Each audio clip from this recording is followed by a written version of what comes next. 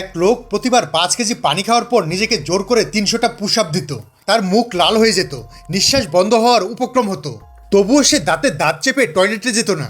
সে নিজেকে এত কষ্ট দিচ্ছিল শুধু একটা কারণেই, সঠিক সময় বুঝে জেল থেকে পালানোর জন্য।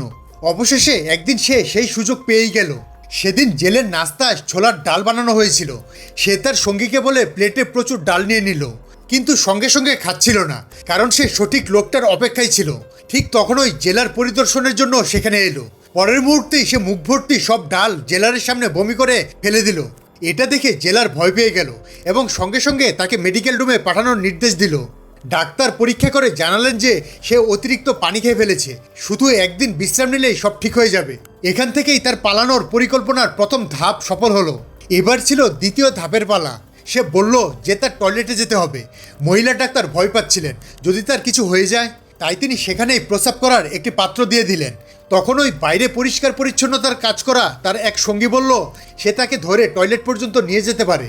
ডাক্তার বাধ্য হয়েই রাজি হয়ে গেলেন, কিন্তু তিনি জানতেন না যে এই দুজন আগেই সব পরিকল্পনা করে রেখেছিল। যেই তারা টয়লেটে পৌঁছালো, ওই লোকটা ছাদের ভেতরে আগে থেকেই লুকিয়ে রাখা একটি যন্ত্র বের করলো। তারপর সেটি দিয়ে দেয়ালের ভেতরে থাকা গোপন রাস্তা ভাঙতে শুরু করলো। খুব সহজেই সে রাস্তা খুলে ফেললো। এরপর শুধু সেই পাথরটাকে আবার স্বাভাবিক দেখানোর মতো করে ঢেকে দিলেই সে সহজেই বের হয়ে যেতে পারবে।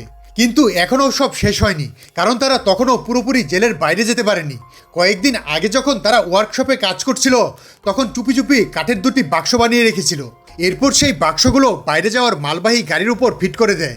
এখন তাদের কাজ হলো শুধু সেই বাক্সের ভেতরে লুকিয়ে শুয়ে থাকতে হবে। যখন গার্ড গাড়ি পরীক্ষা করলো, তখন সে নিচে আয়না দিয়ে দেখলো, কিন্তু তার কোনো সন্দেহ হলো না এবং সে গাড়িটিকে যেতে দিল। গাড়ি জেলের বাইরে পৌঁছাতেই তারা চুপচাপ বাক্স থেকে বের হয়ে এলো, আর সেখানে আগে থেকেই তাদের আরেকজন সঙ্গী অপেক্ষা করছিল।